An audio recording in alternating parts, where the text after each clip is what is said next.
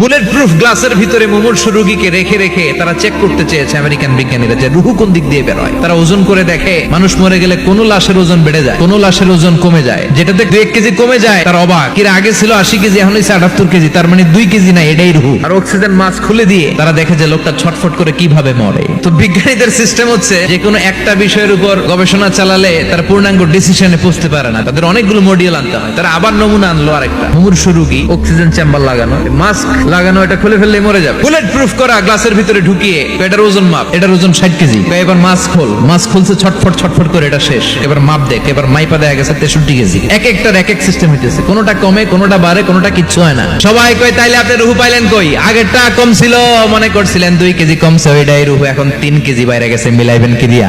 আল্লাহ ডেকে বলে গোলাম কিয়ামত পর্যন্ত একটার পর একটা গবেষণা করতে পারবি, মাগার রুহু খুঁজে পাবি না।